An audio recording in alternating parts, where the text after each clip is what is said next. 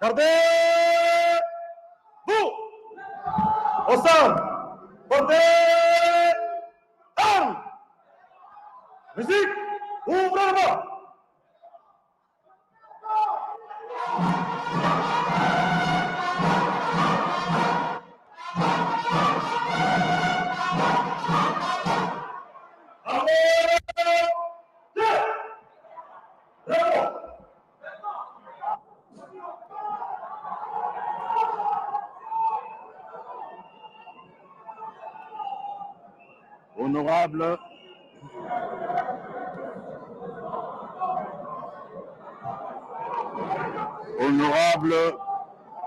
Honorable président du bureau d'âge de l'Assemblée nationale, honorable président du Sénat, honorables députés et sénateurs, distingués invités, mes chers compatriotes, il y a un an, jour pour jour, que je prononçais devant ce même auditoire et ce même lieu mon premier discours sur l'état de la nation.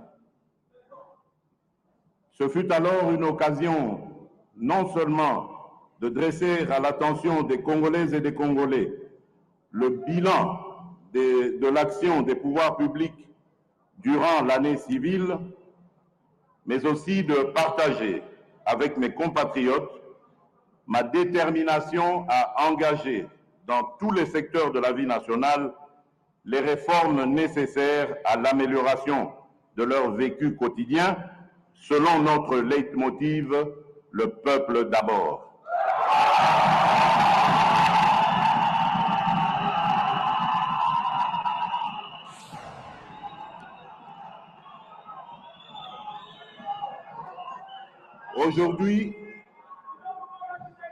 Aujourd'hui, par la grâce de Dieu Tout-Puissant, j'ai à nouveau le privilège de présenter devant votre auguste Assemblée le deuxième discours de mon quinquennat sur l'état de la nation.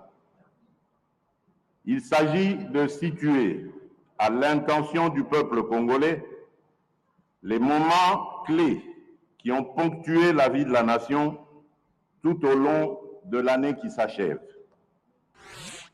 Honorables députés et sénateurs, distingués invités, permettez-moi avant toute chose de m'incliner devant la mémoire des Congolaises et Congolais qui ont perdu leur vie au cours de cette année 2020 pour des raisons diverses, dues notamment à la crise sanitaire et à l'insécurité dans l'Est du pays. Pour cela, je vous demande de garder une minute de silence.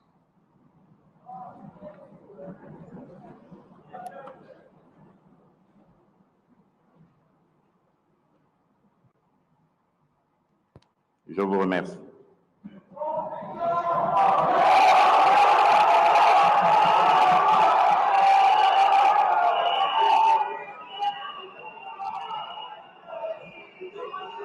Je ne peux passer sous silence le profond respect que j'ai pour le peuple congolais, pour son endurance et sa résilience face à des situations de crise multiformes qu'il a parfois subies en tant que victime de l'injustice sociale et du déficit de gouvernance.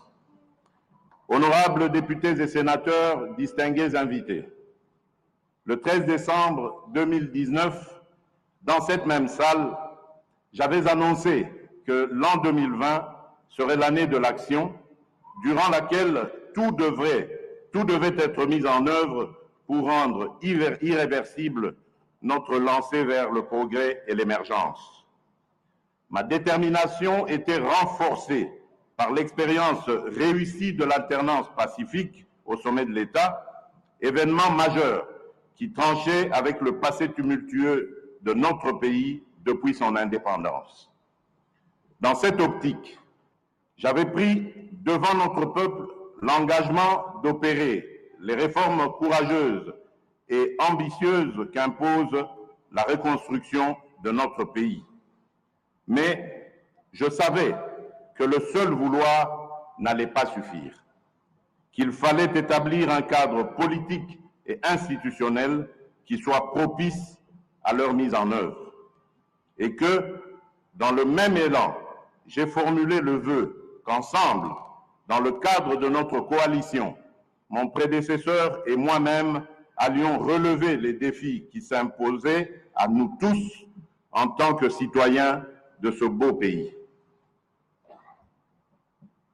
En effet, telle qu'elle était pensée après les élections de 2018, la coalition FCC-CACH avait pour vocation non seulement de garantir une alternance pacifique et éviter à notre pays des conflits majeurs, mais aussi à servir de catalyseur pour que l'action du gouvernement puisse mieux rencontrer les attentes de la population.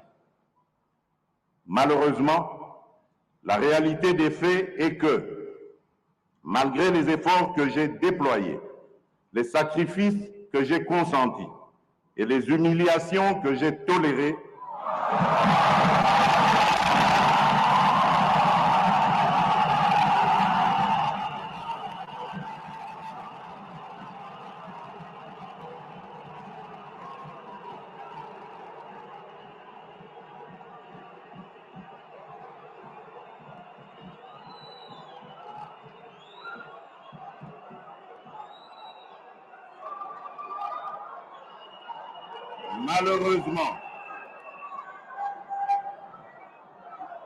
malheureusement, la réalité des faits est que, malgré les efforts que j'ai déployés, les sacrifices que j'ai consentis et les humiliations que j'ai tolérées,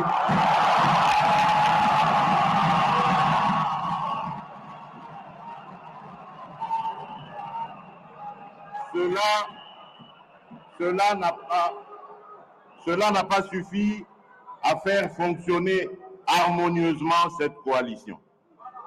Cela n'a pas non plus empêché l'émergence de difficultés de tous ordres au sein de celle-ci, rendant ainsi aléatoire la concrétisation du changement tant réclamé par notre peuple.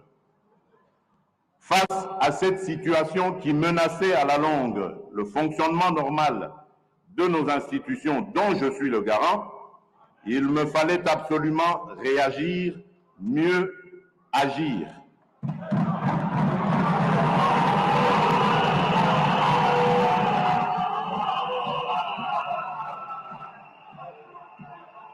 Ce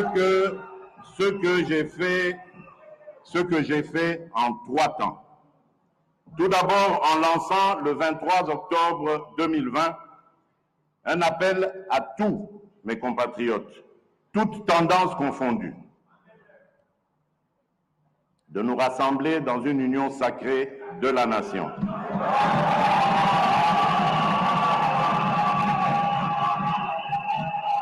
Autour de principes, de valeurs et d'actions dédiées au service de la population. Ensuite, en me fondant sur les prérogatives que me confère l'article 69 de notre Constitution, j'ai engagé de larges consultations des forces vives de la nation à travers des leaders les plus représentatifs de la société civile et de la classe politique afin de recueillir leurs avis et éventuelles recommandations sur les solutions de sortie de crise. Enfin, par mon message à la nation du 6 décembre dernier, j'ai rendu publiques les décisions que j'avais prises, enrichies par les apports de différents groupes et personnalités consultées.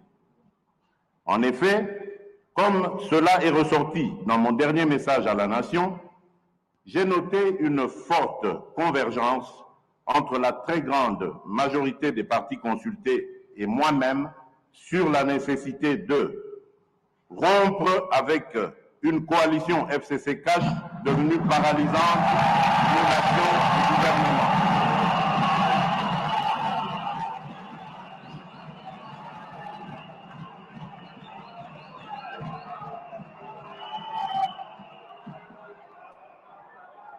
nommer un informateur aux fins d'identifier une coalition conformément à l'alinéa 2 de l'article 78 de la Constitution. Procéder à la formation d'un gouvernement de l'Union sacrée de la nation qui travaillera en harmonie avec le chef de l'État.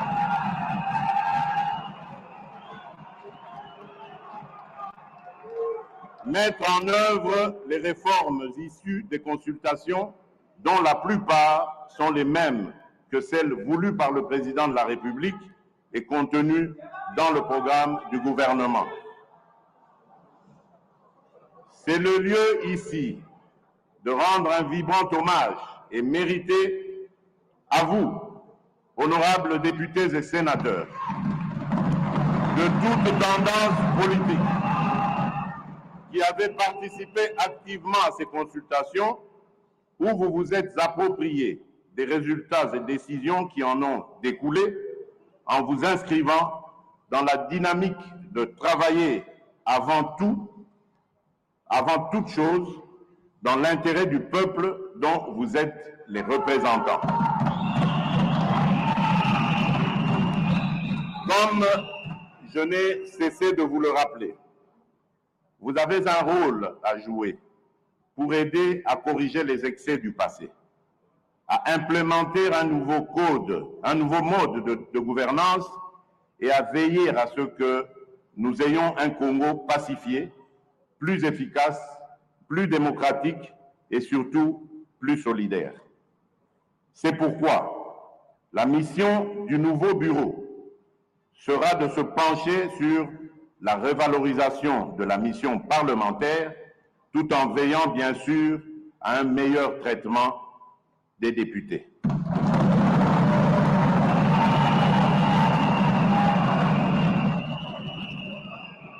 La crise à laquelle nous avons assisté au sein de l'Assemblée nationale et son dénouement démocratique exemplaire à travers le traitement et le sort réservé à la pétition engagée par les députés de tous bords contre l'ancien bureau constitue un indice sérieux de maturité politique.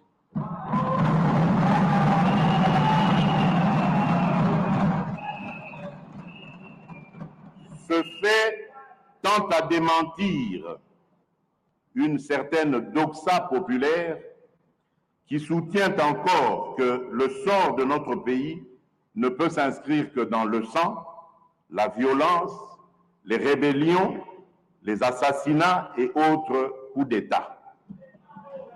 Le moment est donc venu de comprendre qu'il n'y a d'alternative à la construction démocratique que dans la paix et la concorde nationale, aussi laborieuse soit-elle. Que l'on soit de la majorité ou de l'opposition, chacun doit jouer sa partition dans l'amour du pays et de son peuple et dans le respect des institutions.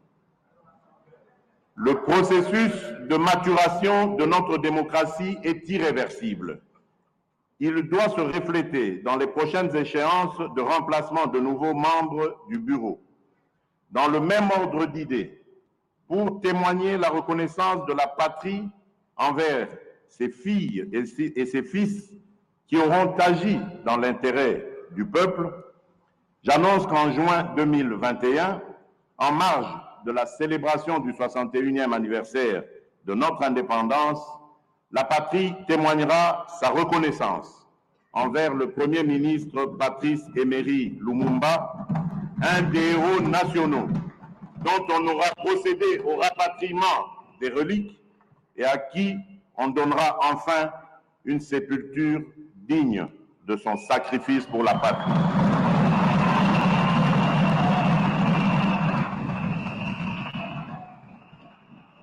Honorables députés et sénateurs, un autre événement déterminant qui a marqué un tournant décisif dans la vie nationale et a rendu indispensable des actions de courage reste sans nul doute l'apparition dans notre pays de l'épidémie de coronavirus Covid-19 qui met en danger la santé de nos populations déjà fortement vulnérables de suite de l'accès insuffisant à la santé, à l'eau, à l'électricité et en proie à d'autres maladies et épidémies.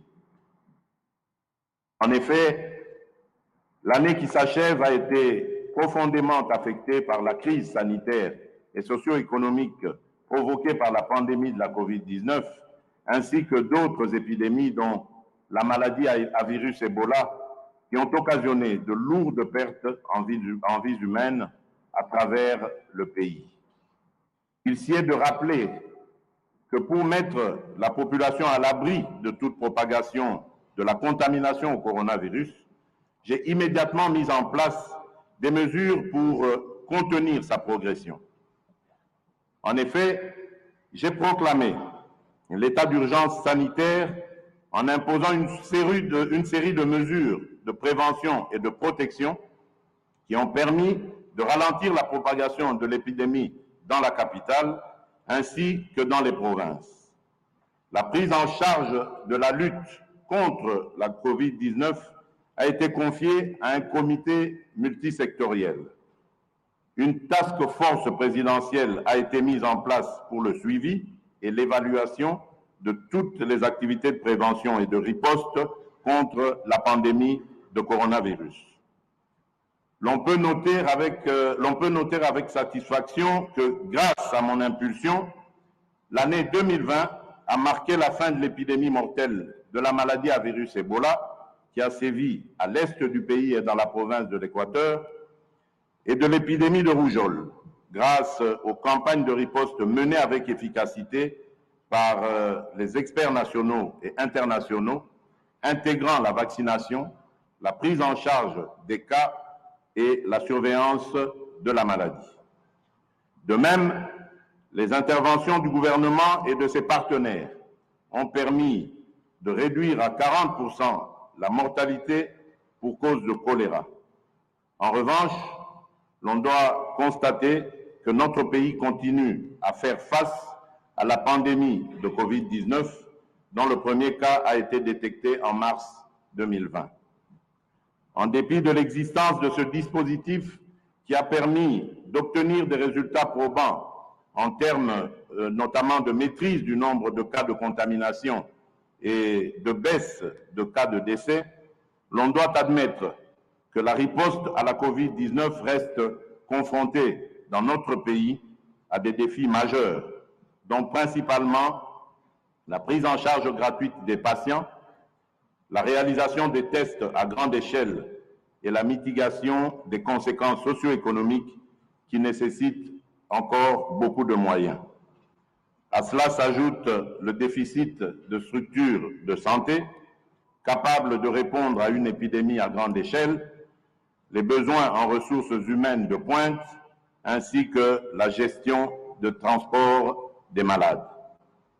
Ces différents défis justifient mon appel à une maximisation des recettes publiques par le gouvernement, à l'intensification de la lutte contre la corruption, à la création d'un fonds national de solidarité pour faire face à la COVID-19, à la solidarité et à la coopération internationale, tant sur le plan bilatéral que multilatéral. Entre-temps, j'appelle les Congolaises et les Congolais à la vigilance tous azimuts face à la remontée des cas de Covid-19 qui se confirme maintenant comme une deuxième vague, principalement dans la ville de Kinshasa. Cette deuxième vague est essentiellement due à l'importation des cas venant des pays étrangers, mais aussi au relâchement des mesures de prévention. Il nous sera difficile de maîtriser cette nouvelle vague si la population n'obéit pas aux gestes barrières.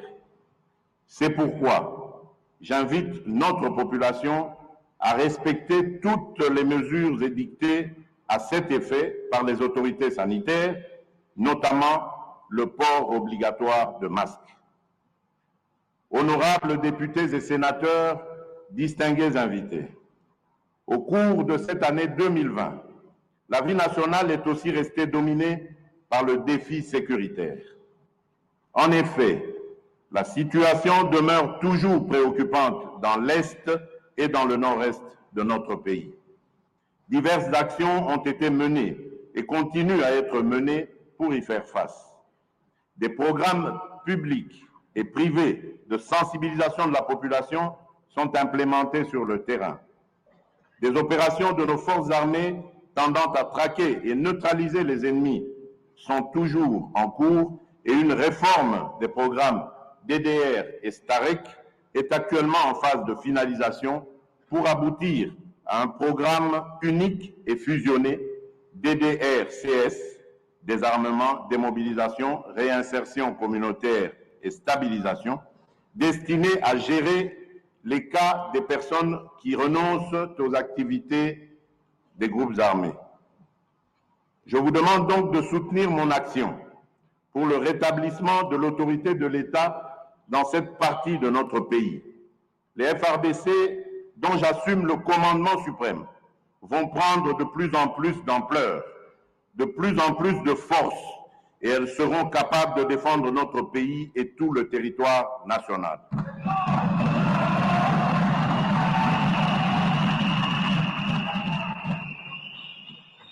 Tous ces efforts fournis et d'autres qui le seront au cours de la nouvelle année ne visent qu'à redonner à notre armée et à notre police une capacité offensive et dissuasive indispensable à garantir la paix et à protéger notre patrie. Dans cet effort, nous bénéficions du concours de la MONUSCO, de la FIB, la Brigade rapide d'intervention, et de nos partenaires bi- et multilatéraux à qui j'adresse tous mes remerciements pour le soutien financier, logistique, technique et opérationnel. Dans cette optique, je signale qu'au cours de cette année 2020, notre pays vient de formaliser la reprise de la coopération militaire avec les États-Unis d'Amérique, matérialisée par la signature d'un mémorandum d'entente. Dans le même ordre d'idées, j'annonce la création d'une école de guerre en République démocratique du Congo l'année prochaine.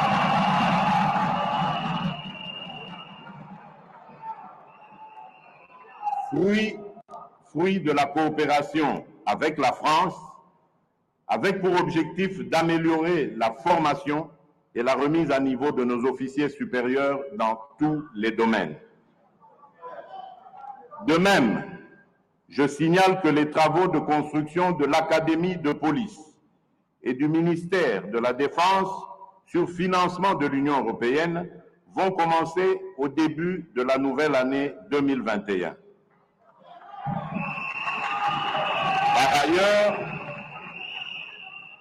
Par ailleurs, se poursuivront au cours de la même année la coopération avec la Chine pour la construction de nouvelles infrastructures. Dans le même ordre d'idées, le mini-sommet de Goma, tenu à mon initiative en visioconférence en date du 7 octobre 2020 et qui a réuni les chefs d'État de l'Ouganda, du Rwanda, de l'Angola et de la République démocratique du Congo, a permis notamment d'évaluer la situation sécuritaire dans la région des Grands Lacs, en particulier en République démocratique du Congo, marquée par l'activisme et la menace des groupes armés et des forces négatives. À cette occasion, les chefs d'État ont rappelé l'accord cadre d'Addis Abeba qui affirme les préoccupations sécuritaires des pays de la sous-région et ont affirmé leur volonté de conjuguer leurs efforts visant à éradiquer ces forces négatives et groupes armés opérant dans la sous-région et en particulier à l'est de la République démocratique du Congo. Tous ces efforts fournis et d'autres qui le seront au cours de la nouvelle année ne visent qu'à redonner à notre armée et à notre police une capacité offensive et dissuasive indispensable pour la protection de la patrie. Honorables députés et sénateurs, distingués invités, Je ne peux passer sous silence un autre défi qui a marqué mon action au cours de cette année 2020, à savoir l'éducation. Point n'est besoin de rappeler que l'éducation constitue un des facteurs qui élève le niveau d'une nation. En application de l'article 43 de la Constitution, j'ai décidé de la mise en œuvre effective de la gratuité de l'enseignement à l'ensemble du niveau primaire et sur toute l'étendue du territoire national dès la rentrée scolaire 2019-2020. Cette importante décision a permis à plus de 4 millions d'enfants d'intégrer ou de réintégrer le système éducatif en allant à l'école.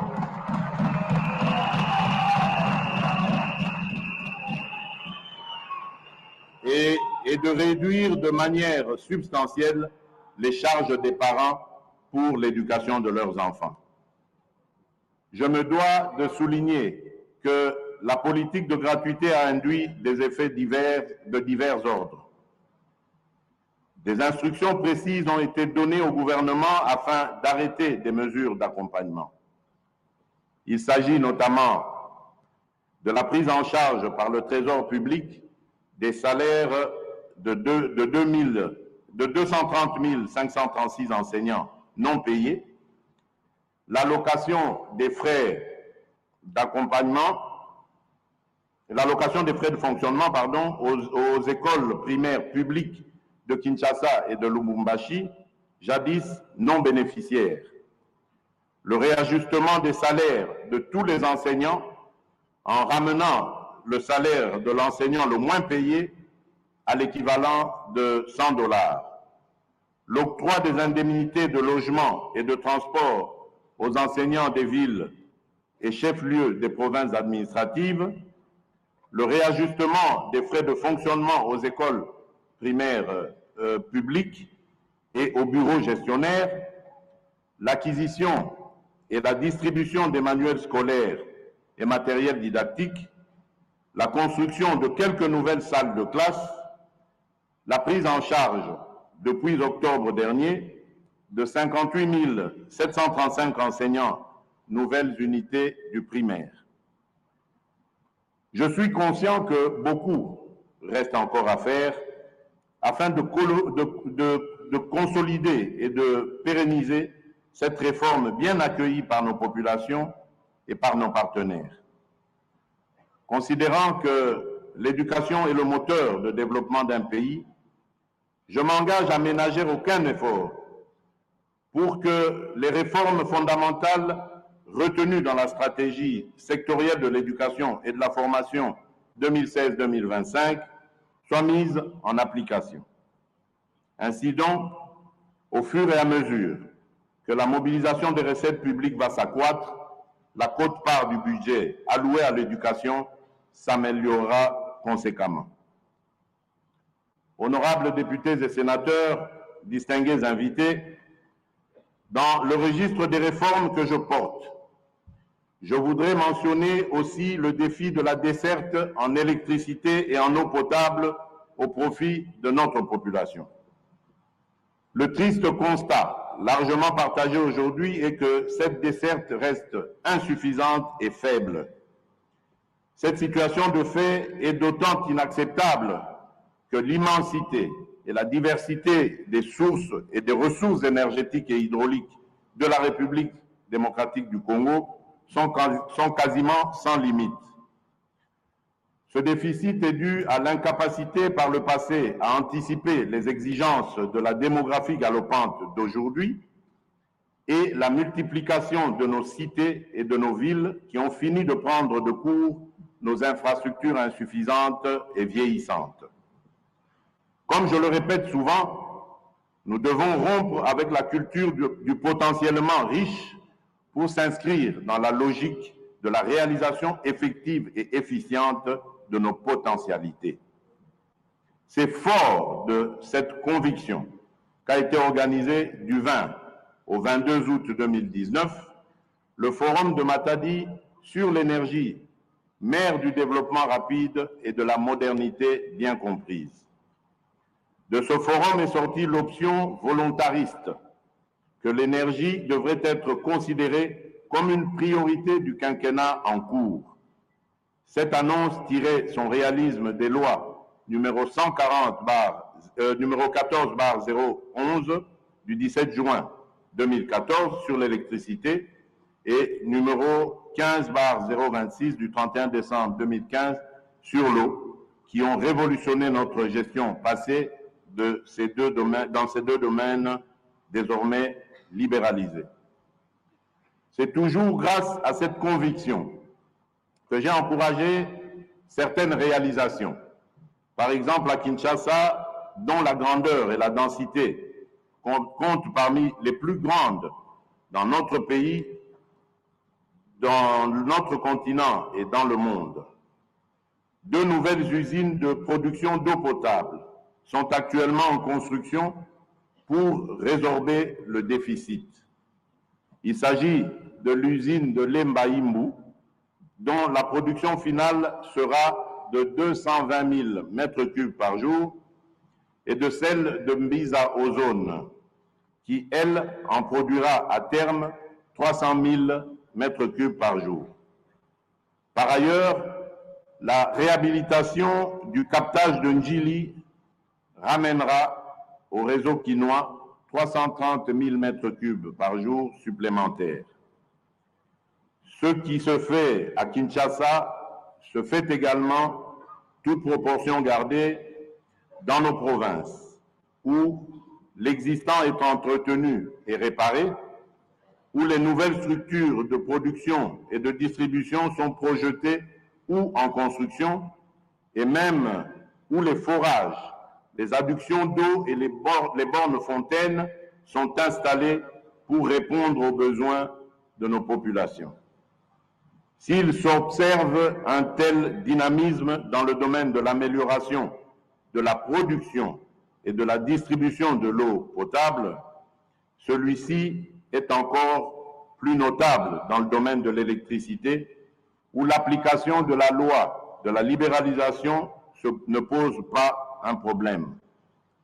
Pour ce qui est du projet Grand Inga, les financements sont en passe d'être bouclés avec plusieurs développeurs et off-takers. Il est évident que quand ces ouvrages seront totalement opérationnels, la République démocratique du Congo reprendra son rôle de leader africain de l'énergie pour le bien-être de toutes ses populations et même du continent. À ce jour, j'ai l'avantage de vous annoncer que l'Autorité de régulation du secteur de l'électricité, ARE en sigle, et l'Agence nationale d'électrification et des services énergétiques en milieu rural et périurbain, ANSER en sigle, sont pleinement opérationnels depuis la désignation de leurs animateurs. L'ARE veillera à ce que la libéralisation du secteur de l'électricité se déroule aussi bien, efficacement que dans l'ordre. Tandis que l'ANSER, qui est une première, s'occupera enfin de l'électrification de nos villages qui n'auront été que très oubliés jusqu'ici. La stratégie choisie est de trouver rapidement des moyens pour la construction des micro- et mini-centrales hydroélectriques et solaires, de manière à fournir de l'énergie aux principales grandes agglomérations et aux chefs-lieux de tous nos territoires. Bientôt, il en sera également ainsi pour la loi sur l'eau dont les mesures d'application ont fini d'être examinées au niveau du gouvernement. Honorables députés et sénateurs, distingués invités, l'un des points déterminants dans le parachèvement de la réforme des entreprises publiques et la mise en œuvre effective des établissements publics susvisés est la revisitation du monopole dont jouissaient hier encore la SNEL et la Régie des eaux. Ces deux entreprises publiques, devenues des sociétés commerciales, paraissent insuffisamment outillées pour continuer à desservir notre population devenue plus nombreuse à travers toute la République. Cette importante réforme dans les secteurs de l'électricité autorise dorénavant tout opérateur remplissant les conditions prévues par la loi à investir dans l'un de ces domaines. Je nourris la conviction que l'aiguillon de la concurrence dans le secteur non seulement accroîtra la production, mais aussi occasionnera une baisse conséquente des prix. Honorables députés et sénateurs, distingués invités, un autre défi qui a retenu mon attention au cours de cette année 2020 est celui qui touche à l'environnement. En effet, à l'instar des autres pays du monde, la République démocratique du Congo fait face aussi à 3 défis environnementaux. Le changement climatique, l'érosion de la biodiversité et le changement d'utilisation des sols et de l'eau. Parmi les initiatives prises pour apporter des solutions à ces problèmes, j'ai mis en œuvre un ambitieux programme intitulé « Jardin scolaire pour 1 milliard d'arbres » en vue de la reconstitution du couvert forestier du pays. À cet égard, j'ai instruit la finalisation du tout premier document de politique forestière nationale devant jeter les jalons de la révision du Code forestier. À cet égard, j'ai instruit la finalisation, enfin, j'ai créé au sein de la présidence une agence de transition écologique et du développement durable ayant pour mission de concevoir, coordonner et implémenter les politiques nationales relatives à la transition écologique. Cette agence établit les indicateurs nationaux de performance et de développement durable pour mesurer le niveau d'avancement de la transition écologique en République démocratique du Congo.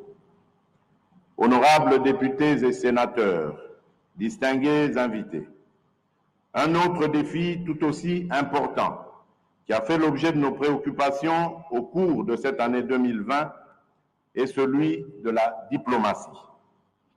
En effet, sous notre leadership, la République démocratique du Congo est en train de reprendre progressivement sa place dans le concert des nations. Le 9 février de cette année 2020, en marge de l'ouverture des travaux de la 33e session de l'Assemblée générale de l'Union africaine, j'ai été élu vice-président pour 2020 et président de cette organisation régionale en 2021.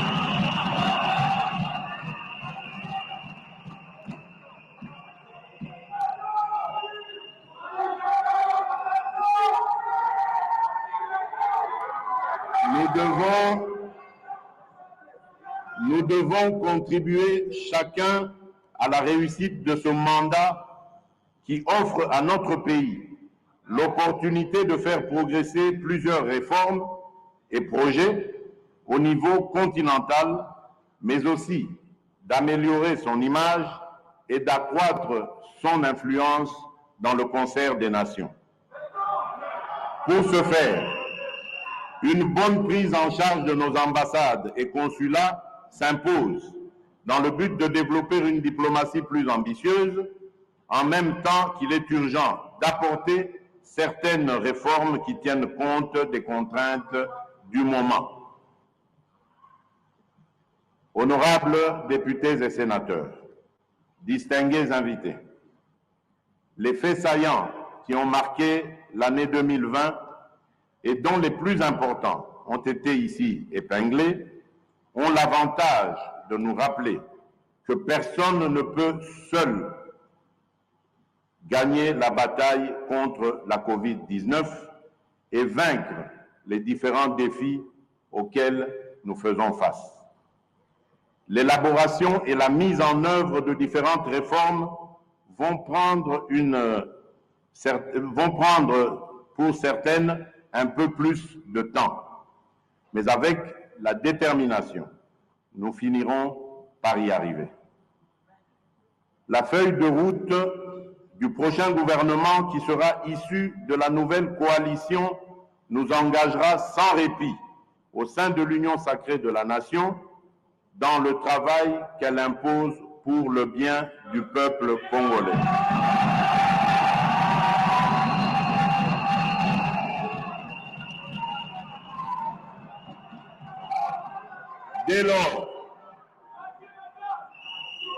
Dès lors, travaillons tous ensemble, dans la concorde, sans exclusion aucune, pour mettre fin à cette pandémie, pour mettre en place des systèmes de santé résilients, à même de protéger nos peuples à l'avenir et pour bâtir notre pays.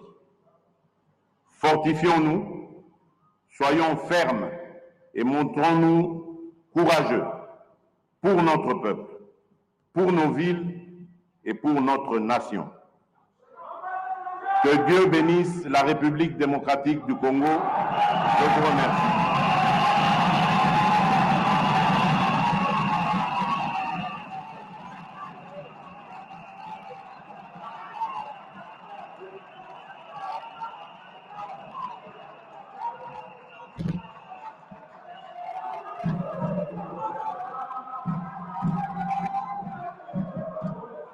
Musique, bravo!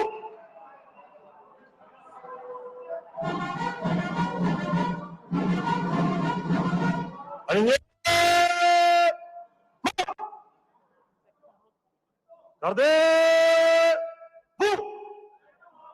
Au centre, présentez! Armes! Musique, fermez la porte!